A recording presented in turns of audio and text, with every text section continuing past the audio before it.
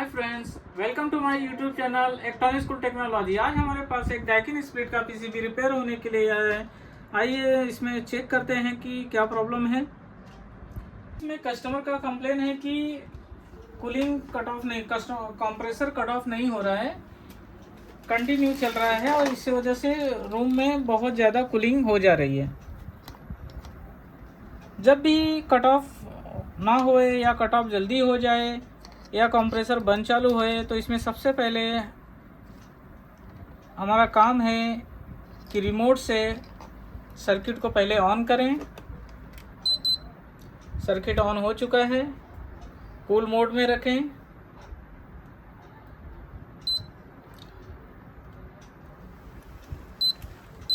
इस डाइकिन में हम टेम्परेचर 32 तक ले जा सकते हैं, 32 पे रखते हैं।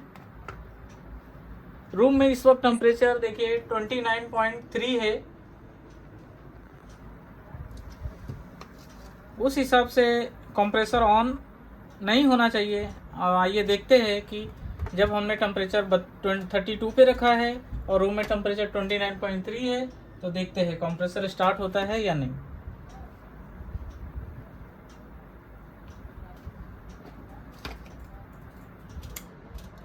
हाँ देखिए कंप्रेसर चालू हो चुका है।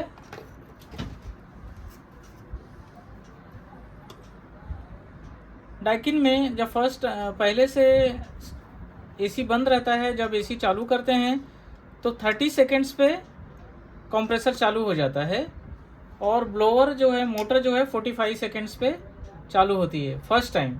जिससे क्या होता है कि कंप्रेसर स्टार्ट हो जाता है, ब्लोअर मोटर नहीं ऑन होती है तो रिटर्न बहुत जल्दी आ जाता है, कॉइल चिल्ड हो जाती है। कूलिंग देखिए 45 सेकेंड्स में ये मोटर चालू हुई है। तो जैसा देख सकते हैं आप, ये कट ऑफ नहीं होगा क्योंकि 32 पे रखा हो, उस हिसाब से टेम्परेचर 29.3 है, कंप्रेसर चालू होना नहीं चाहिए था। तो आइए देखते हैं, सबसे पहले सेंसर वोल्टेज को चेक करते हैं।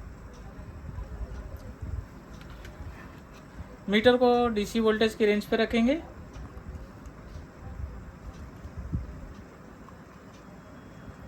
टू 2.635 ये वोल्टेज सही है, कॉइल सेंसर का वोल्टेज है। बहुत मैकेनिक भाई सवाल करते हैं कि डाइकिन में एयर सेंसर नहीं होता है, रूम सेंसर नहीं होता है।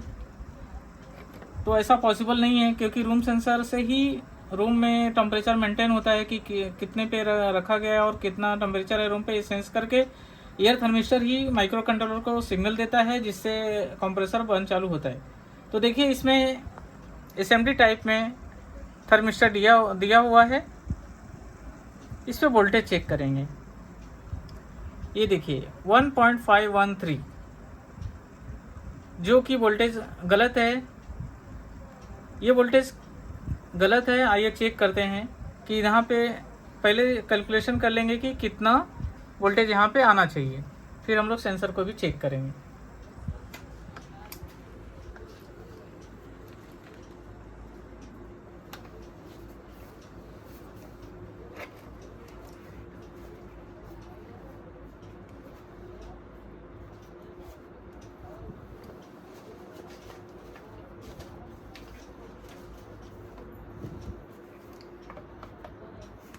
डाइकिन में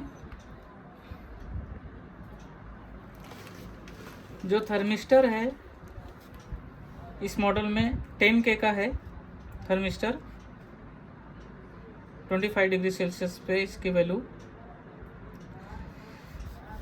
और ये थर्मिस्टर जो है ग्राउंड को कनेक्ट है और इसको एक वोल्टेज डिवाइडर नेटवर्क जो है 3.9 किलो ओम्स का एक रेजिस्टर अटैच किया हुआ है और यहाँ से 5 वोल्ट है। अगर इसको कैलकुलेट करेंगे तो ये वोल्टेज अप्रॉक्सीमेटली आपकी इस वक्त 3.2 के आसपास आना चाहिए, जो कि 1.5 डिग्री वोल्ट आ रही है। तो इसका मतलब है जैसे जैसे हीटिंग बढ़ेगी थर्मिस्टर की वैल्यू कम होगी। रूम में टेम्परेचर ज़्यादा होगा, हीट ज़्यादा होगी तो इस थर्मिस्टर की वैल्यू कम होगी और वोल्टेज ड्रॉप कम होगा, क्योंकि ये थर्मिस्टर जो है ग्राउंड से कनेक्ट है। अगर इस वक्त देखेंगे 10K का जो थर्मिस्टर रहेगा उसकी वैल्यू जो है अप्रॉक्सीमेटली 8 किलो ओम्स तक रहेगी। तो कैलकुलेट करके देख लेते हैं। इलेक्ट्रोडॉक एक रेडीमेड सॉफ्टवेयर है, आप देख सकते हैं। 3.9 किलो ओम्स 5 वोल्ट से है और थर्मिस्टर की वैल्यू इस वक्त लगभग 8 किलो ओम्स होगी 29 डिग्री के हिसाब से। तो देखिए 8 किलो ओम्स रहेगा तो 3.361, जो कि भी फिलहाल 1.5 वोल्ट आ रहा है, जो कि जिसका मतलब हो रहा है कि रूम में बहुत ज़्यादा हीटिंग है, जिसकी वजह से माइक्रो कंट्रोलर कंप्रेसर को कंटिन्यू चला रहा है, वो कट ऑफ नहीं होगा। तो आइए चेक करते हैं, देखते हैं इसमें थर्मिस्टर का प्रॉब्लम है या जो वोल्टेज डिवाइडर नेटवर्क के लिए रजिस्टर यूज़ किया गया SMD 3 किलो ओम्स का, वो ख़राब है। चेक करते हैं।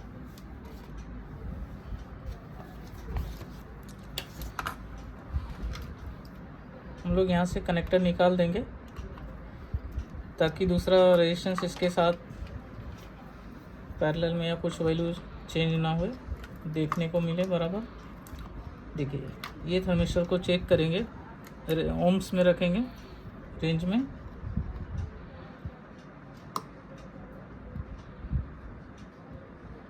ये देखिए 3.4 किलो ओम्स तक वैल्यू अप डाउन हो रही है, क्योंकि बॉडी की हीट से थोड़ा अप डाउन होते रहता है। देखिए ये वैल्यू दिखा रहा है 3.6, जो कि इस वक्त अगर आप देखेंगे 10 किलो ओम्स का थर्मिस्टर है हमारे पास एक।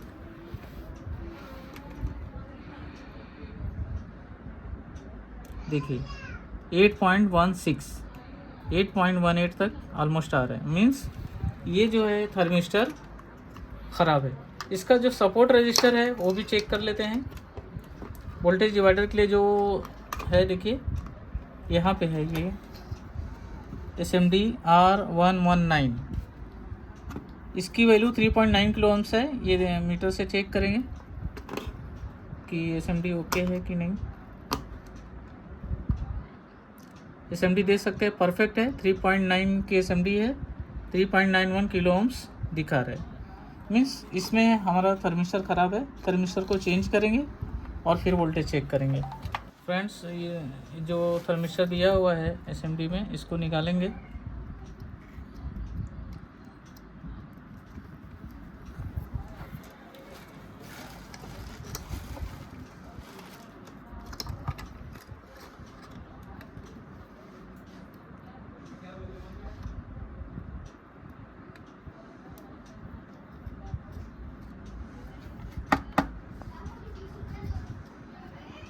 अब हम दूसरा थर्मिस्टर लगाएंगे। ये देखिए ये जो होल कट है ना, इसमें यहाँ पे ऐसे डालिए और इसका ट्रैक देख लीजिए आप। ये जो एक ट्रैक है ना, यहाँ पे ए पिन पे आता है और दूसरा साइड ना ग्राउंड है। तो सपोर्ट देने के लिए मैं इसको यहाँ पे देखिए, यहाँ पे अपने को एक पॉइंट मिल रहा है, यहाँ पे सोल्डर कर देंगे।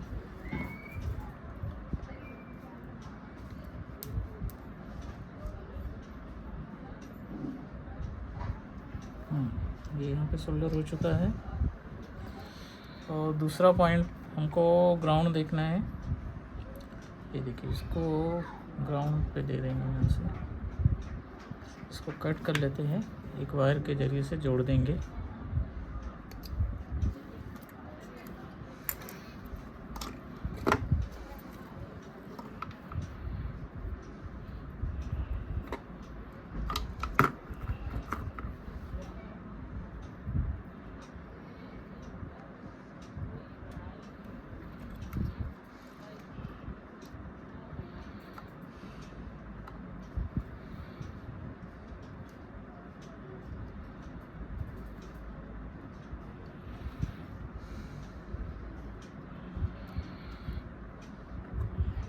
आयर का ये वाला पॉइंट ग्राउंड है,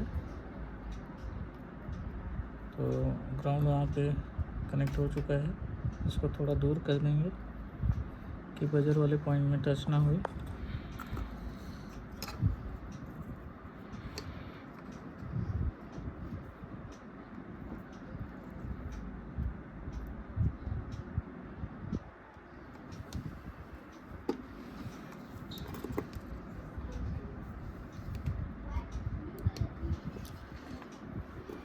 आइए सर्किट को पावर ऑन करते हैं।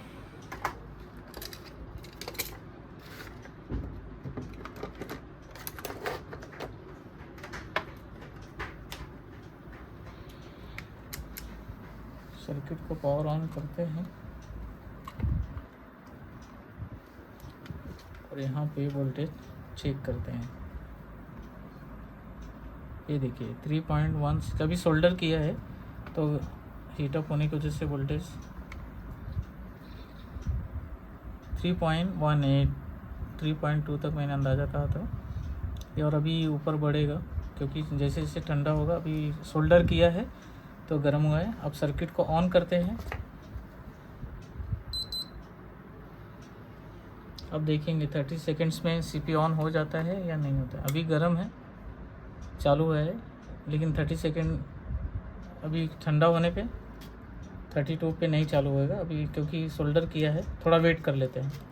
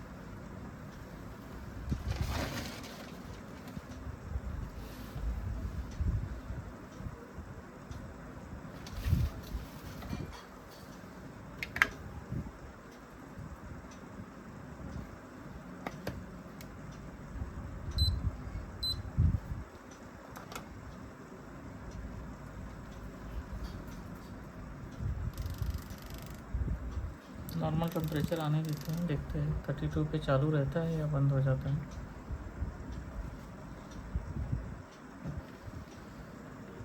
थोड़ा वेट करेंगे नॉर्मल टेम्परेचर आने के लिए। तब तक वीडियो को थोड़ा पॉज कर देता हूँ। देखिए दोस्तों, सीपी बंद हो चुका है। चूँकि थर्मिस्टर लगाया सोल्डर से तो उसको हीटिंग होने की वजह से टेम्परेचर ज़्यादा सेंस किया था। अभी देख सकते हैं आप, सीपी बंद है। 32 पे रखा हूँ, 32 पे ही है। अभी 32 पे कंप्रेसर बंद है।